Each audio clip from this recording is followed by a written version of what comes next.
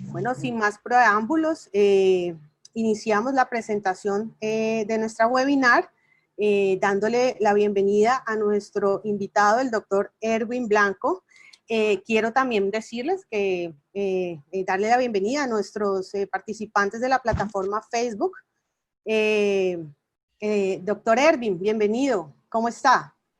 Bien, bien, Aura, muchas gracias por este espacio tan agradable que en medio de esta crisis tan compleja que está viviendo el globo, tenemos la posibilidad de desarrollar y poder interactuar sobre temas tan importantes e interesantes como el que vamos a tratar en el día de hoy.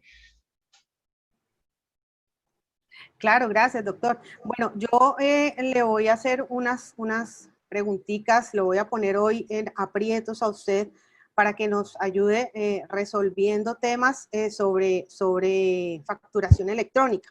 Entonces, vamos a iniciar. Aquí estoy con un problemita, no me deja avanzar. Ya. Vamos a arrancar con la primera pregunta. ¿En qué consiste un gobierno digital o e-government? Doctor Blanco de Castro. Bueno, cuando estamos hablando ahora de un gobierno digital, lo que vemos es que el Estado no fundamenta sus relaciones con sus asociados, con sus ciudadanos, en el papel, sino en las tecnologías de la información. Hoy en día estamos ante la cuarta revolución industrial, en donde paulatinamente el tema físico ha sido, digamos, sustituido por el tema tecnológico. Pasamos de una cantidad de datos que estaban contenidos en documentos físicos a una cantidad de datos que lograron ser incorporados en unos ordenadores que da la posibilidad de que se almacenen grandes informaciones en estos ordenadores. Posteriormente se tuvo la posibilidad que estos ordenadores se conectaran entre sí. Y a partir de la conexión de los ordenadores, se dio la posibilidad de llevar a cabo lo que se conoce como el análisis de los datos que en un momento dado están contenidos dentro de los ordenadores, que es la analítica de datos. Y es a partir de esa analítica de datos donde el Estado tiene la posibilidad de maximizar, potencializar, optimizar los servicios que le presta a los ciudadanos. Servicios de todo tipo. Servicios que pueden ser del orden del sector salud, del sector educación, del sector seguridad, del sector fiscal, de todo tipo, porque tiene la posibilidad de, a partir de una información contenida, almacenada y evaluada, tomar decisiones atinentes y pertinentes para sus ciudadanos. Entonces, hablar de un gobierno digital es, primero que todo, la realidad que hoy en día estamos viviendo a nivel del globo. Es una realidad que no tiene ningún tipo de posibilidad que se detenga. Todo lo contrario, cada día va a ser más marcada, más notoria la presencia del gobierno digital, con una particularidad en los actuales momentos. Y es que fíjense ustedes que cuando llega el COVID, la pandemia, al mundo entero, nosotros estábamos en un proceso de transición de lo físico a lo tecnológico. Ya lo habíamos iniciado, pero al presentarse la pandemia se da una migración, un paso aún más acelerado por toda la comunidad, por toda la aldea global, en la medida que indefectiblemente herramientas como esta que estamos usando hoy en día ya se vuelven parte de nuestra cotidianidad. Ya nuestros hijos reciben clases a través de la internet. Ya nosotros tomamos citas o consultas médicas a través de la internet. Ya podemos hacer cualquier cantidad de actuaciones o de actividades a través de internet, que de repente se acelera ese proceso precisamente con la llegada del COVID, que uno de los factores que de alguna manera generan mayor resistencia cuando estamos hablando de la migración del entorno físico al entorno digital es que el ser humano por naturaleza genera resistencia a los cambios. Aquí, pues pasar en las personas que de alguna manera están en edad avanzada a un escenario de tecnología, pues de repente podría resultar un poco más complejo, pero ante esta nueva realidad que estamos viviendo, donde se deben conectar con sus seres queridos a través de mecanismos como Zoom, como cualquier aplicación de Internet, ya se vuelve necesario que también se inserten en el mundo tecnológico. Entonces, esa resistencia al cambio, dada la pandemia que hoy estamos viviendo, logra romper esa resistencia de una manera amigable, porque no queda otra opción que acudir a los medios tecnológicos. Entonces, es una herramienta, digamos, una herramienta que tiene el Estado, los estados en general, para poder avanzar en lo que es la prestación de los servicios que están a su cargo frente a los ciudadanos. Eso desde el punto de vista del gobierno, pero desde el punto de vista de las personas y de las empresas, desde luego que también se presentan una serie de ventajas y de beneficios. Por ejemplo, pensemos qué ocurre si ya no tenemos que ir a una oficina estatal para desarrollar una actividad o un trámite en particular, sino que todo lo podemos hacer por Internet. Si ya no requerimos ir a una oficina de instrumentos y registros públicos para solicitar un certificado de nuestro inmueble, si ya no tenemos que ir a una oficina para solicitar una historia de nuestras semanas cotizadas en los sistemas de seguridad social, si ya no tenemos que ir a una oficina para solicitar un permiso en general.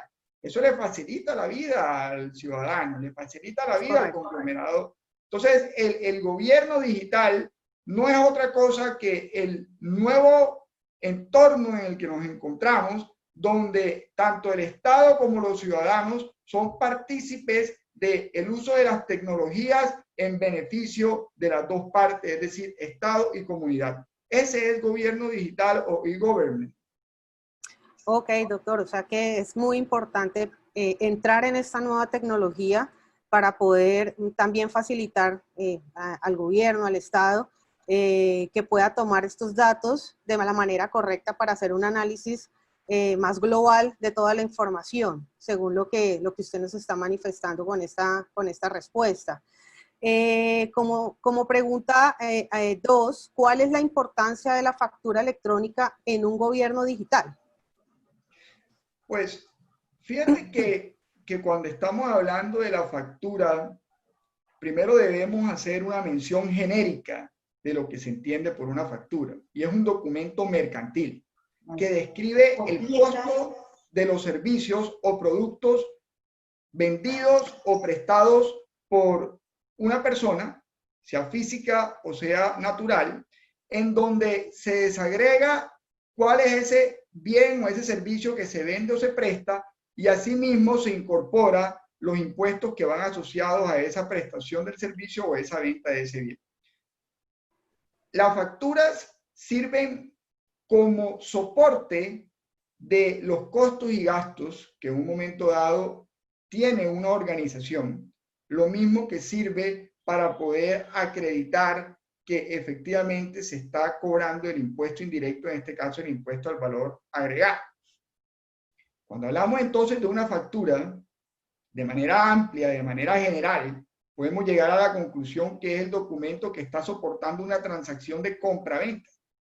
Es decir, si no hay una compra-venta de por medio, no podemos hablar de una factura de venta.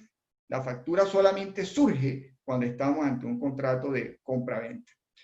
¿Es importante esta factura dentro del entorno digital? Pues claro que sí.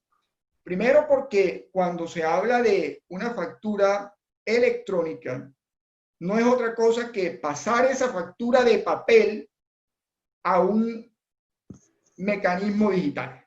Y para ello el Estado establece toda una serie de protocolos, toda una serie de metodología que permite a los ciudadanos en general poder migrar a el entorno digital y expedir en lo sucesivo las facturas de manera digital o de manera electrónica. ¿Esto qué le va a permitir al Estado? Le va a permitir conocer en tiempo real las transacciones mercantiles y de servicios que desarrollan las diferentes partes involucradas en una economía. Desde luego que tener esta información en tiempo real facilitará el análisis de la información y disminuirá las posibilidades de evasión fiscal. Porque pues se tiene un ambiente en donde todo va a quedar incorporado por la tecnología que mañana más tarde va a permitir hacer cruces de información, y desde luego esos cruces de información van a repercutir directamente en los controles que la administración pueda llegar a tener. Ahora, desde el punto de vista de las empresas, claro que también resulta importante una factura electrónica dentro de un gobierno digital. Piensen ustedes cómo es el proceso de una factura de papel, en donde una compañía debe tener un centro establecido para facturar con una impresora, con un papel, con una tinta, con unos funcionarios que se dediquen al tema de imprimir las facturas, elaborarlas e imprimirlas. Eso tiene un costo. Además, después tiene que remitirse la factura, que si en la misma ciudad se utiliza la mensajería local o si en otro lugar distinto, entonces se tiene que utilizar una mensajería ya nacional o inclusive internacional. Ese costo igualmente se debe sumar dentro de la organización. Posteriormente viene el tema del almacenamiento, de la copia de la factura. Y entonces hay unas bodegas inmensas en donde se debe guardar, por el término que establece la norma, la factura como documento soportes. Todos estos costos asociados, efectivamente, cuando los multiplicamos por el número de transacciones de venta o prestación de servicios que desarrolla una organización, tienen un impacto importante. Cuando entonces migramos al entorno de la factura digital, ¿qué tenemos? Que todo esto desaparece, porque ya todo se va a hacer digitalmente, electrónicamente. Y pues los costos inmediatamente van a ser reducidos. Entonces, tanto desde el punto de vista de la administración como desde el punto de vista de los ciudadanos o de las personas, la factura electrónica es absolutamente benéfica. Hay un aspecto que es bien importante, muy sensible, y es las políticas de protección de datos que la administración o el Estado debe incorporar para el manejo de la información que está recibiendo de todos los ciudadanos. Porque claro, aquí ¿qué va a ocurrir? Que el Estado va a lograr recopilar una serie de información importantísima, pero mañana más tarde recordemos que por principio constitucional, no solamente de Colombia, sino del globo, se debe proteger la privacidad de los datos de las personas. Entonces, no se podrá, bajo ningún punto de vista, hacer un uso inadecuado de esa información personal, porque se estaría vulnerando unos principios constitucionales. Pero si lo vemos en el contexto más amplio, en el contexto holístico que merece la factura electrónica de un gobierno digital, la conclusión claramente es que es absolutamente benéfica y va a coadyuvar tanto al Estado como a los particulares para que avancemos en un entorno confiable y seguro de negocios. Muy importante lo que usted nos dice, doctor Blanco, y también tener en cuenta todo el tema ambiental que conlleva no imprimir la factura, ¿no? Me parece que es muy importante tenerlo también en cuenta en esto que usted nos está mencionando el día de hoy. Vamos para la pregunta 3, doctor Blanco. ¿Cuál es el marco normativo vigente de la facturación electrónica en Colombia? Bueno, aquí digamos, podemos hablar históricamente, pero en aras del tiempo me voy a detener a lo que actualmente está vigente en el ordenamiento colombiano, no sin antes mencionar que la factura electrónica es una medida, un mecanismo, una herramienta que ha sido acogida por la mayoría de países del globo. Es decir, no es una herramienta que sea solamente aceptada, solamente desarrollada en el entorno colombiano, sino es una herramienta que ha sido acogida y desarrollada inclusive tiempo atrás por diferentes países que ya llevan una ventaja en cuanto a la implementación y desarrollo de la factura electrónica. En el caso colombiano, vale la pena referirnos a la ley 2010 del 2019, es decir, la reciente reforma tributaria, en donde en su artículo 18 actualiza los sujetos obligados. Y veamos que en el parágrafo sexto del artículo 616-1 del Estatuto Tributario se establece que este sistema de facturación electrónica es aplicable a las operaciones de compraventa de bienes y de servicios, pero también se establece que es aplicable a las operaciones tales como pago de nómina e, importante señalar, exportaciones, importaciones y los pagos a favor de no responsables del impuesto sobre las ventas. Es decir, por ser la temática que hoy en día estamos tratando, la facturación electrónica en operaciones de comercio exterior, podemos advertir cómo el parágrafo sexto, adicionado por la ley 2010 del 2019, establece claramente que tratándose de exportaciones e importaciones, igualmente aplica el sistema de facturación electrónica. Ahora, el decreto 358 de marzo del 2020 y la resolución 42 de mayo del 2020, lo que hacen es que reglamentan de una parte el 616-1 del Estatuto Tributario, entre otros artículos, y además pide un nuevo calendario de implementación. Porque pues es claro que esto debe ser gradual. Esto no puede ser un proceso en donde inmediatamente todos los actores de la economía se vean abocados a cumplir con la obligación de tener una facturación electrónica, porque pues simple y llanamente ni el Estado ni los particulares tienen la capacidad para poder hacer un cambio en el switch y decir que de hoy para mañana queda establecida que la factura electrónica va a ser una obligación para todos a partir de tal fecha. No, eso tiene que ser gradual, tiene que ser gradual. Y de esa forma, la resolución 42 lo que hizo fue que estableció un nuevo calendario. Y ese nuevo calendario establece gradualmente, de acuerdo al Código de la Actividad Económica de las Personas jurídicas y naturales, cómo se irá entrando a ser aplicable la obligación de facturación electrónica. Ahora, aquí es bien importante ahora también mencionar lo siguiente. Esto desde el punto de vista de las normas asociadas a facturación electrónica. Pero cuando nos vamos a la normatividad específica aduanera, por ser la temática que hoy estamos tratando, precisamente facturación electrónica en materia de comercio exterior, vale la pena señalar que en el decreto 1165 del 2019, que es la legislación aduanera vigente, se incorpora dentro de sus artículos que la factura es un documento soporte en las operaciones de importación y en las operaciones de exportación, por supuesto, siempre y cuando estemos ante una transacción de compra-venta, insisto.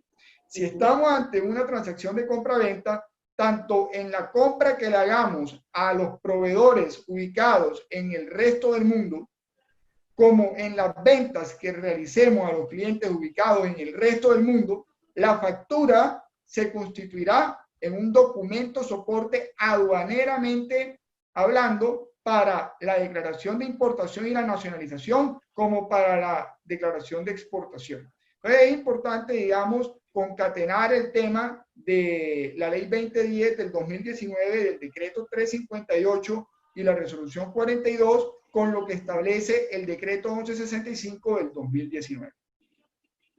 Muchas gracias, doctor. Muy importante el tema del marco normativo para poder alinear el comportamiento de esta facturación y que pues obviamente todos nuestros seguidores y clientes entiendan cuáles son los decretos y cuál es el marco que rodea esta facturación electrónica a nivel aduanero. Muchísimas gracias. Vamos para la pregunta número 4.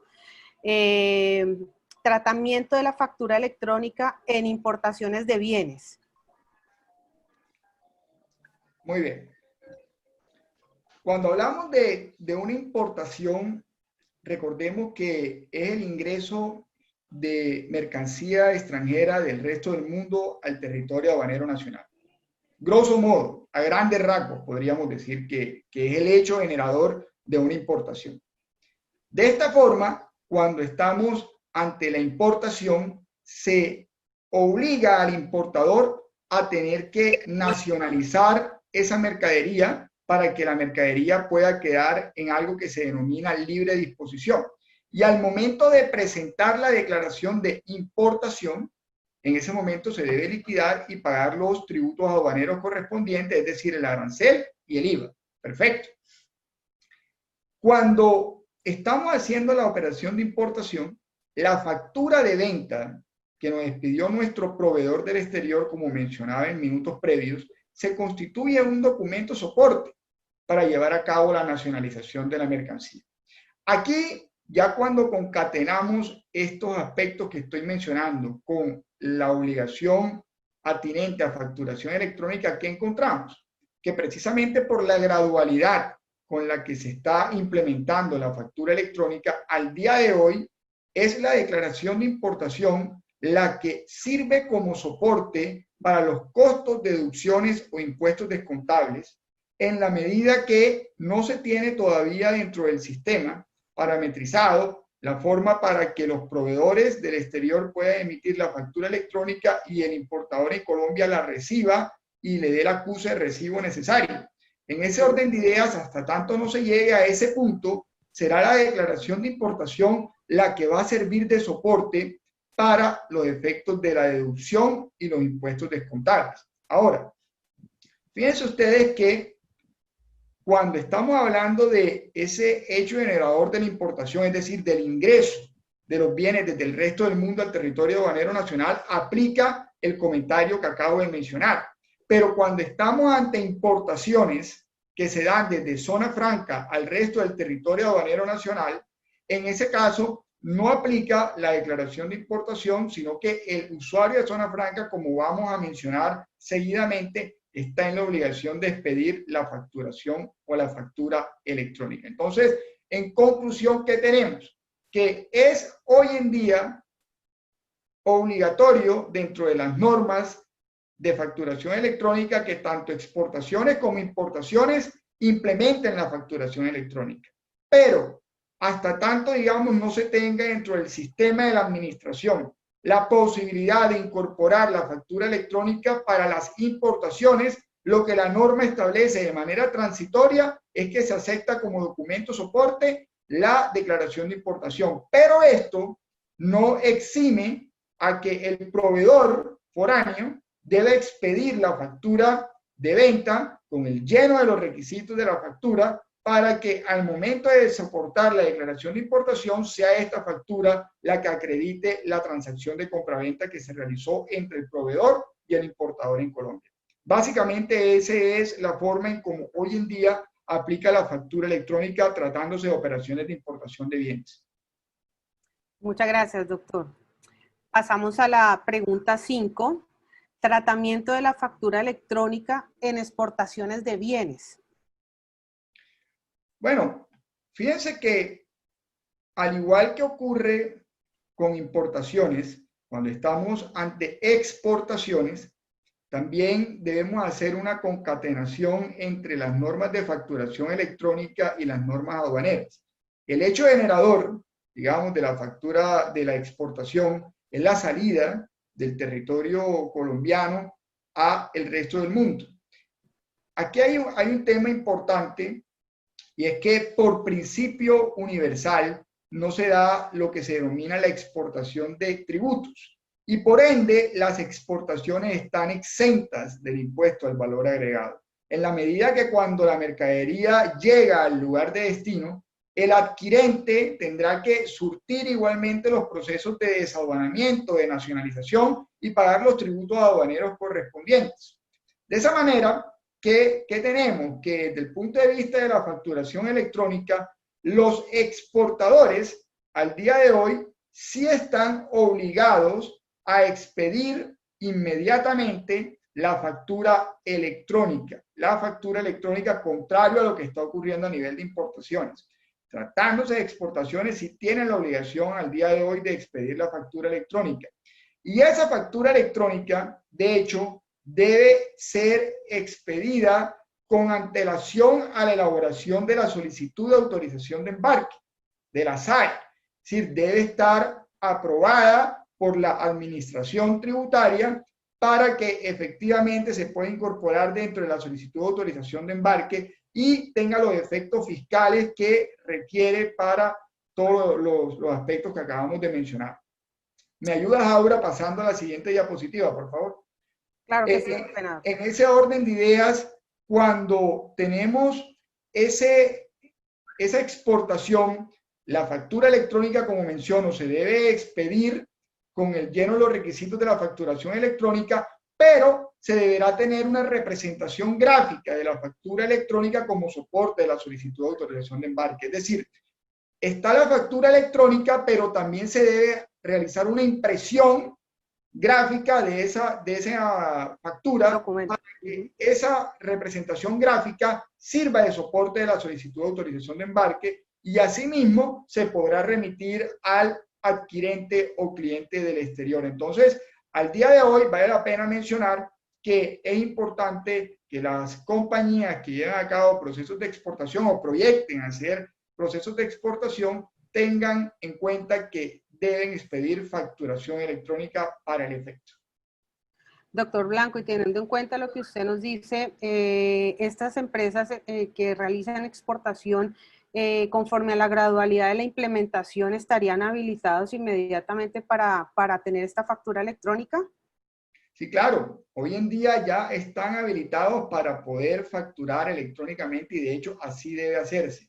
Fíjense que inclusive si la compañía realiza operaciones locales y operaciones internacionales, pues se tendrá una resolución de facturación tanto para lo nacional como para las ventas internacionales que realicen en la organización. Ok, muchas gracias.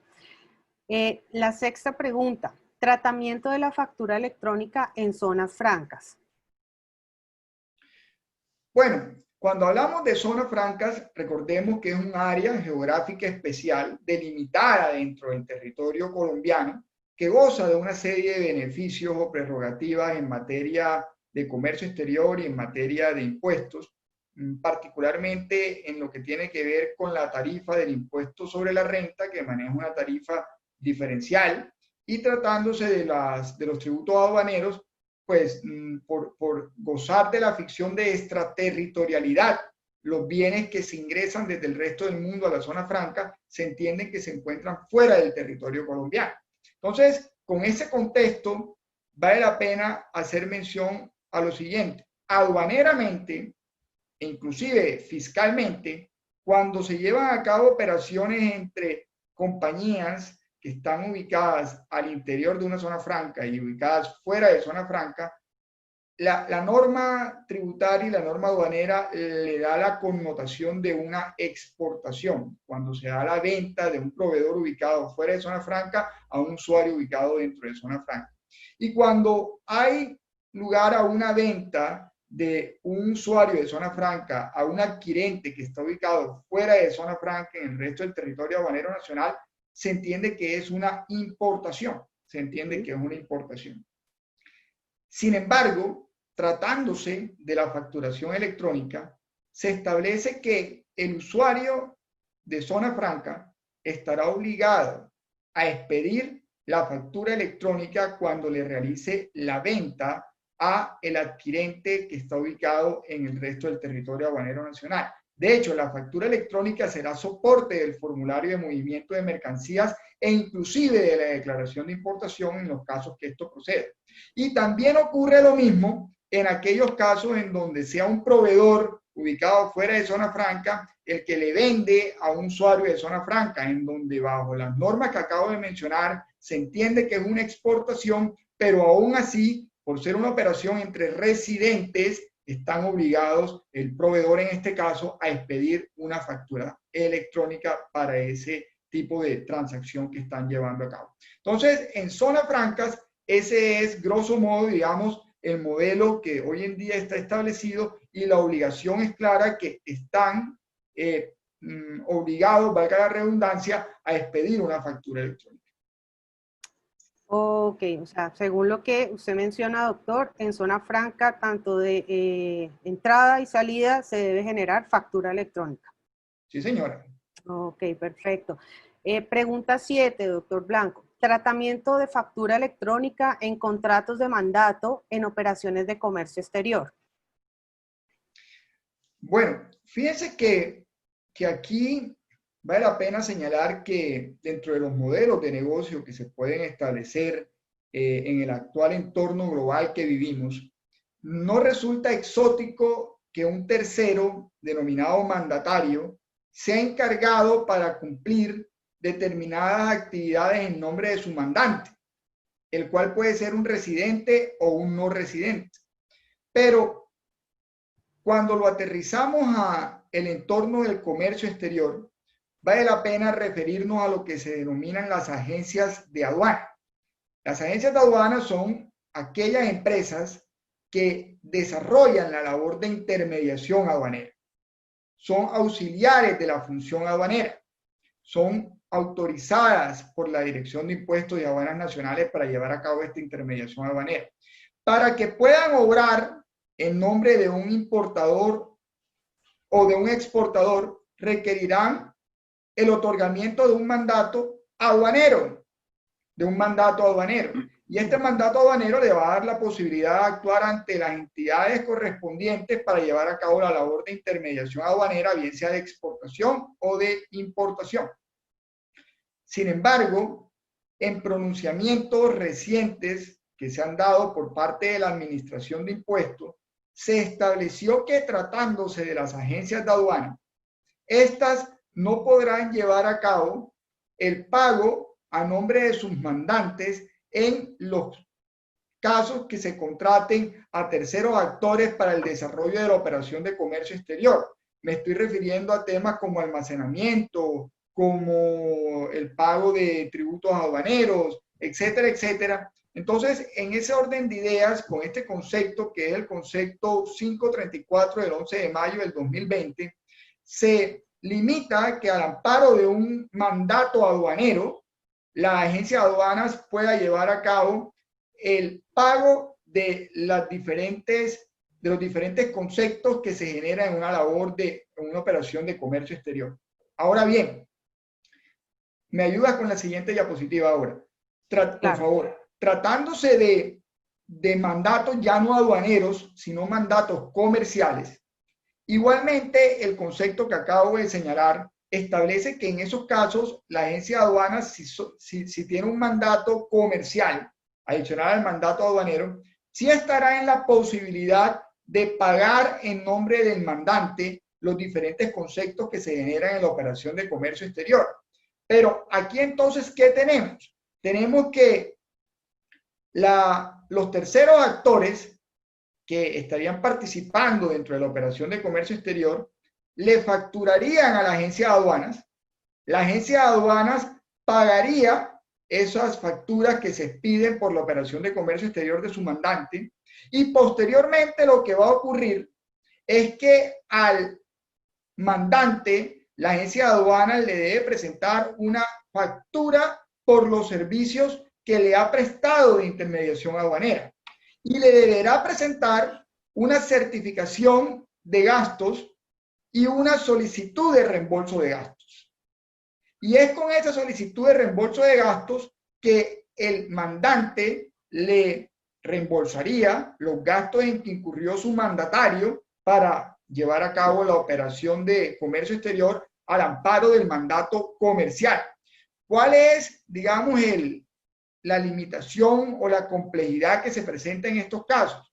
Que el cliente perdería la deducibilidad de esos costos y de la posibilidad de descontar el IVA pagado, ya que las facturas no van a estar a nombre de su mandante, van a estar a nombre del mandatario, que es la agencia de aduanas, y la agencia de aduanas tampoco le va a facturar al mandante esos conceptos, porque lo que va a presentarle es una solicitud de reembolso de gastos. Entonces se presenta una situación bien compleja, desde el punto de vista de la deducibilidad de estos costos y del IVA pagado, en donde definitivamente lo que resultaría recomendable, desde luego que esto en la parte operacional representa un cambio, pero lo que resulta recomendable al amparo de la doctrina de la administración es que directamente los diferentes actores que van a prestar servicios para llevar a cabo la operación de comercio exterior al mandante le facturen directamente los conceptos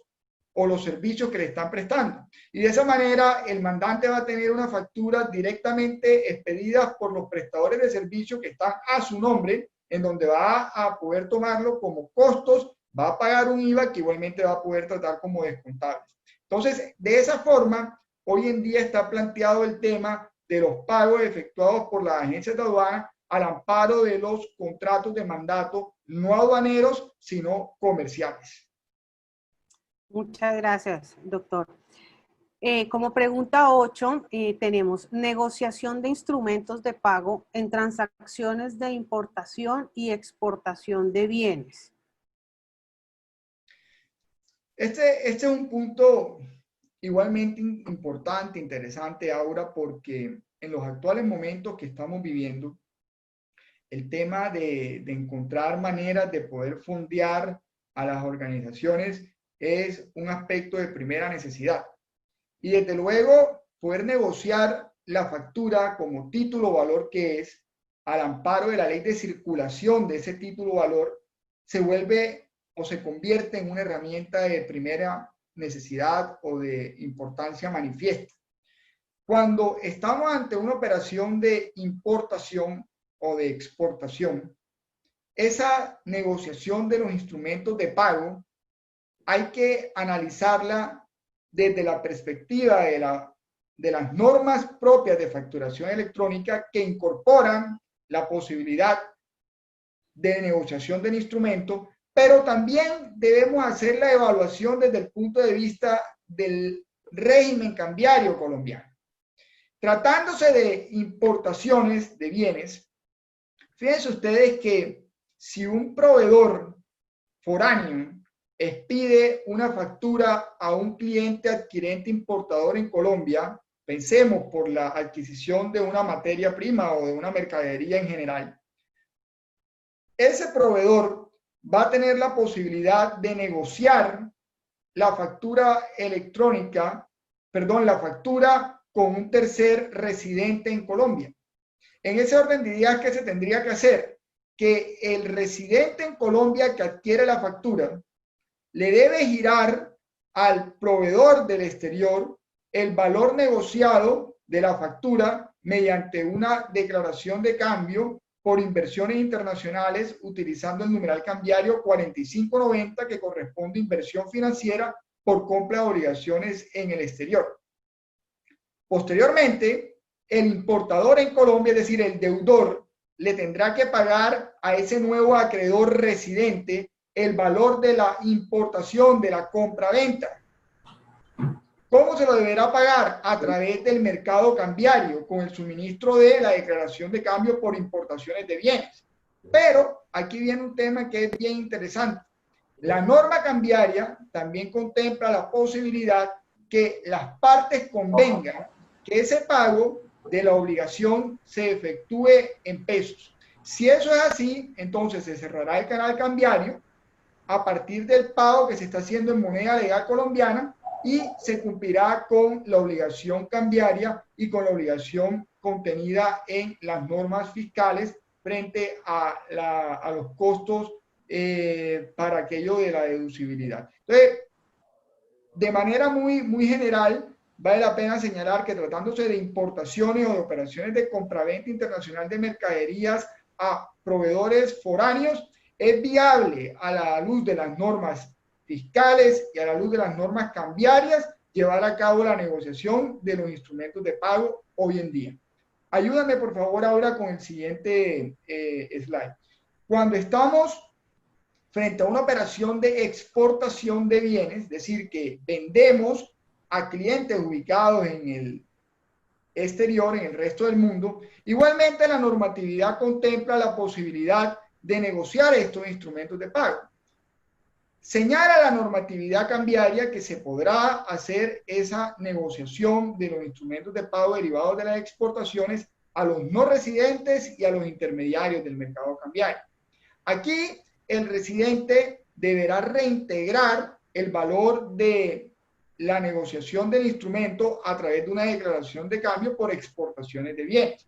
En caso dado que se hubiere planteado algún tipo de descuento, ese descuento se tendrá que tratar como un menor valor de la exportación al momento de llevar a cabo el reintegro. Ahora bien, cuando se hace este tipo de negociaciones, es posible que se acuerde que en caso dado de que el cliente del exterior no pague, el no residente no pague, el exportador entrará a responder.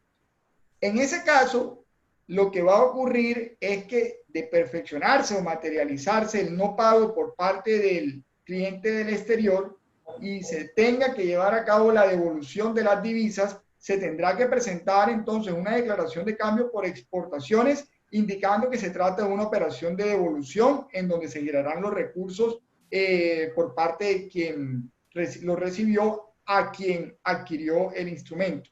Y tratándose de los costos, o más bien de los costos financieros que se deben o que se incurrió por parte del que vendió el instrumento, igualmente estos valores se deberán reintegrar a través de la declaración de cambio por datos mínimos de servicios, transferencias y otros conceptos, utilizando el numeral cambiario 2904 de otros conceptos. Entonces, fíjense ustedes que tanto en operaciones de importación como en operaciones de exportación de bienes, la normatividad cambiaria contempla un procedimiento para llevar a cabo la negociación de estos instrumentos de pago. Ese es como el ambiente en que hoy en día se desarrolla este tipo de operaciones bajo las normativas vigentes ahora. Bueno, doctor Blanco, muchísimas gracias por la exposición y aclaración de estas preguntas que se habían generado. Tenemos algunas preguntas, no sé si tiene un tiempo para que resolvamos algunas de nuestros participantes en el Facebook Live. Claro, adelante. Bueno, tenemos una que dice, estrictamente necesario tener resoluciones separadas para exportación y nacionalización. Es decir, se debe tener una resolución para las ventas nacionales y una resolución para las ventas internacionales, que por lo regular tienen dos consecutivos diferentes. Y aquí es importante hacer mención de lo siguiente. Es probable que dentro de los sistemas SAP o cualquier otro de las empresas se genere un número que es diferente al consecutivo de la factura de venta. Y ese número consecutivo sirve para llevar a cabo la trazabilidad del estado de la cartera y cualquier otro tipo de aspectos que se deban conocer frente al cliente o frente al proveedor. Entonces, no se debe confundir ese número interno que se genera por parte de SAP o de otro sistema con el consecutivo que en un momento dado debe llevar la factura para cumplir con los presupuestos de ley. Esa sería la respuesta ahora. Muchas gracias, doctor. Vamos con una última pregunta. Dice, históricamente las agencias de aduanas vienen pagando las facturas de puertos, navieras, etcétera, que vienen a nombre del importador. Es decir, que estas facturas deben seguir saliendo a nombre de las agencias de aduanas. Lo ideal es que las facturas se expidan a nombre del mandante, no del mandatario, es decir, de quien realiza la operación, del importador como tal y no de la agencia de aduanas. Porque, por lo que expusimos, es probable que si la agencia de aduanas las paga, mañana más tarde, como lo que le debe presentar a su mandante es una solicitud de reembolso de gastos, el mandante vaya a verse en aprietos para poder tomar como deducible esos costos o esos gastos que se están generando, lo mismo que frente al impuesto descontable, porque no hay una factura que se esté expidiendo directamente a el mandante, sino que se esté expidiendo a la agencia de aduanas y la agencia de aduanas no le va a facturar eso al mandante, sino va a presentarle un certificado de gastos y una factura solamente por los servicios que le está prestando en razón de la labor de intermediación aduanera. Bueno, doctor, hay algo muy importante que estoy viendo aquí en las preguntas que nos envían, y es que si hay claridad del cronograma de implementación de la factura electrónica. Sí, la resolución 42 establece claramente cuáles son los diferentes actores que deben entrar a facturar obligatoriamente en cada momento. Lo que hay que ceñirse es a ese nuevo calendario para tener claridad de cuándo ocurre esa fecha para cada uno de los actores obligados. Bueno, doctor Blanco, muchísimas gracias por atender hoy esta invitación que con muchas expectativas teníamos. Creo que nos ha resuelto muchas dudas. También quiero decirle a los participantes que esta webinar la pueden ver nuevamente en nuestra página CPA Cabrera Internacional, en el canal de multimedia, la pueden volver a ver, y por nuestras redes sociales, tanto de la firma Cabrera Internacional como Blanco de Castro y Barreto, pueden volver a ver la webinar. A todos, muchísimas gracias. Vamos a colocarles una encuesta muy pequeñita de dos preguntitas que es muy importante para nosotros, para saber en adelante qué temas quieren que tratemos en nuestras webinares, que es muy valioso saber lo que ustedes nos mencionan en estas respuestas a estas preguntas. Doctor, muchísimas gracias. Espero que nos volvamos a encontrar nuevamente en uno de estos eventos que han sido tan importantes. Ya llevamos 4 a nivel de temas tributarios, cambiarios y aduaneros. Así que, bueno, no siendo más, me despido, deseándole una feliz tarde a usted y a todas las personas que nos siguen hoy en nuestra Facebook Live. Muchísimas gracias, doctor, me despido. Muchas gracias, Aura, y a todos los que sacaron tiempo para acompañarnos en esta socialización. Sin duda quedan muchas inquietudes, pero la idea es poder sentar o plasmar los elementos base para que mañana más tarde podamos ir profundizando con la ayuda de la tecnología y de estos webinars. Mil gracias a todos. Bueno, hasta luego. Muchísimas gracias. Somos confianza y seguridad.